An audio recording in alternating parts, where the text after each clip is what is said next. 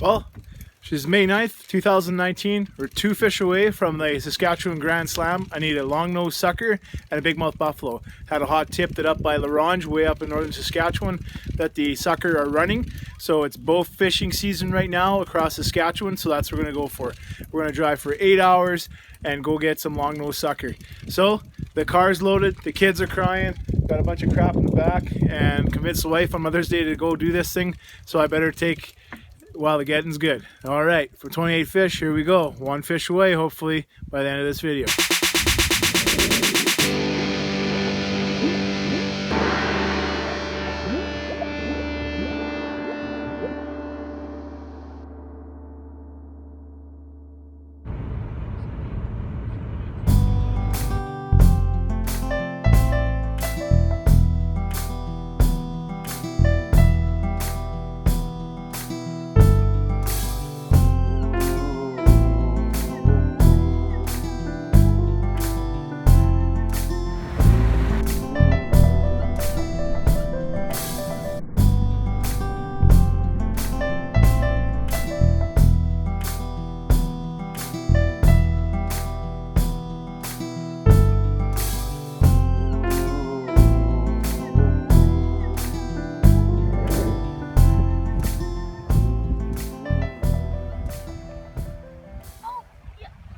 That's what we came for. No sucker in the river here, just hanging out. There's lots in here. They're all stacked up. Popular spot. Some local people come from Stanley Mission coming through, stopping and having a look, just like us. So I'm gonna go get my bow.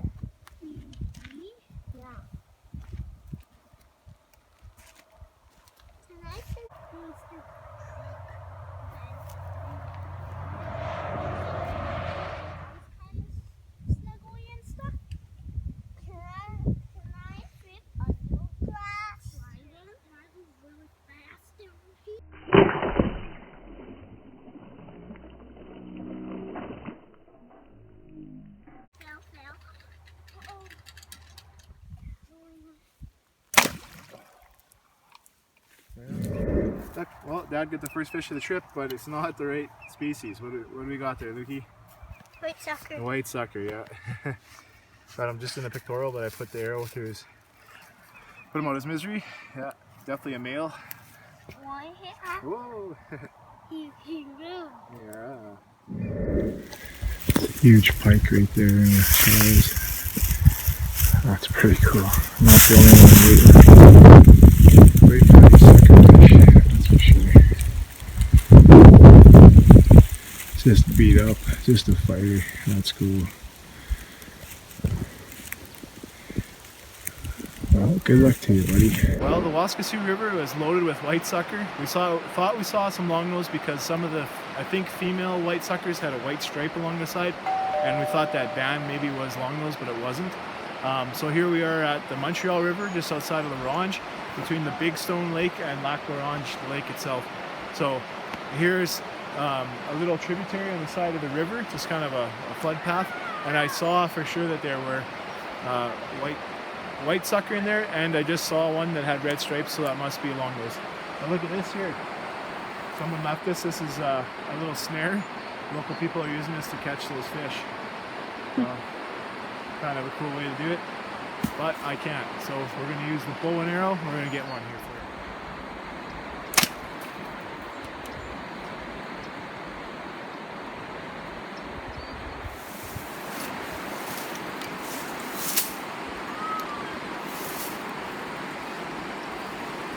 That's all I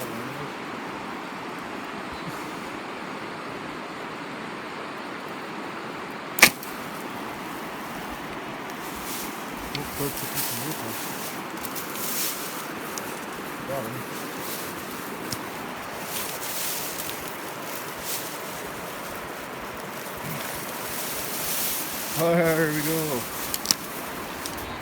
Longnose. Ladies and gentlemen, longnose sucker. Headshot. Oh, I broke my arrow too. It's a good thing I got him. It's not gonna last too much longer. Whoa. The wall first. If it's a white sucker, the lip will touch. Nose first would be longnose sucker. So this would be a female, I think, because there isn't that dark red band on the side. If we milked her, we'd probably get some eggs out of it. Cool little specimen. My first longnose sucker. This is 26 of 27 fish. We have one left in Saskatchewan. Here we come.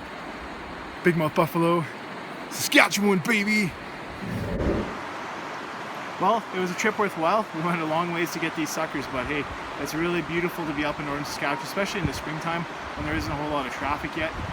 You see intrepid people like us coming and going.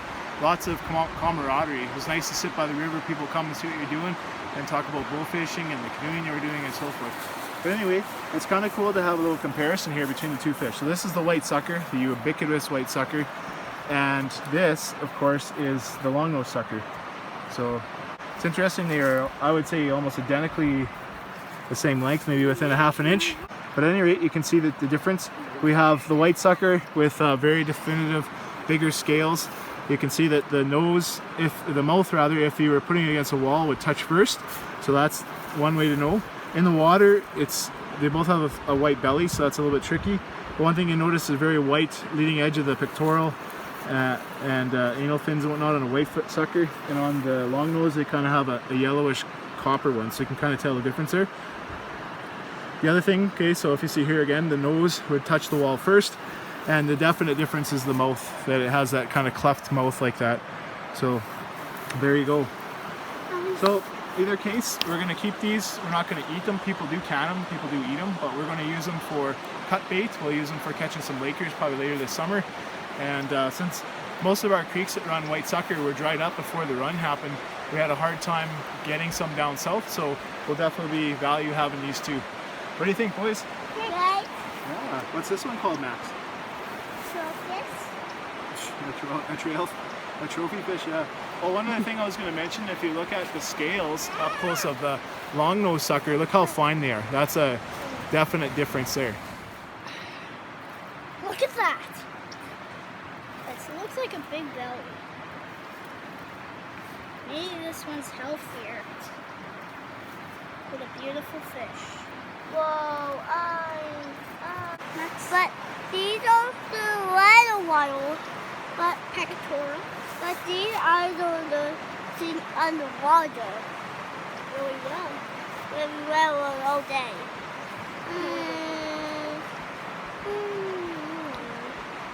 Give him a kiss.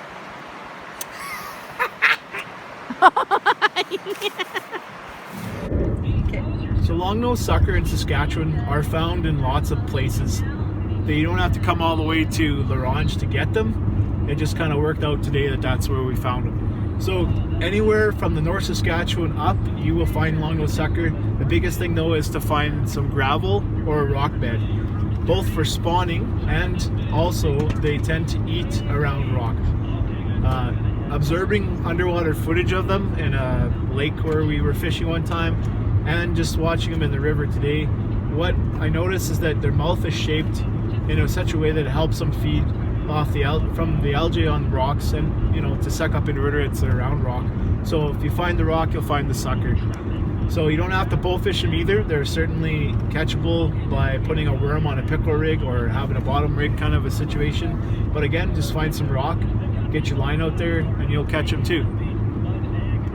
So I just want to take a minute to talk a little bit about bowfishing in Saskatchewan. It's a great option as it straddles a lot of the other seasons. So right now it's May 10th. The southern zone regular season fishing has been open since May 5th. Here we got in the central zone, the season doesn't open until the 15th, so next week. So really, rod and reels, you can't fish that.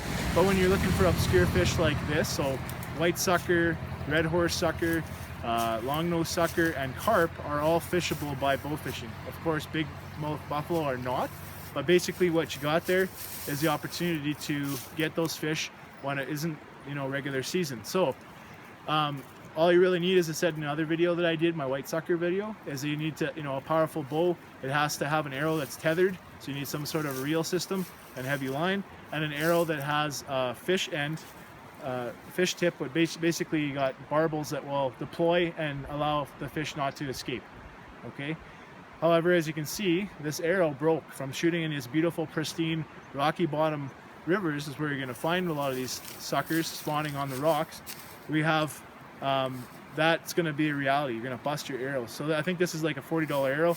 I can cut this down, cut the fiberglass down. I have some extra inches to play with and reset that fishing tip. But I brought a couple extra arrows in my kit just for this very reason. Had I broke that and not got the fish, I would have been pretty disappointed to have to go all the way home with the tail between my legs without one of those, because of something simple like not having enough equipment. But anyway, I would highly recommend bow fishing. It's a lot of fun. It's skillful. It's actually a lot harder than you think to figure out that refraction. So give it a try. Thanks for watching 28 Fish. Please subscribe.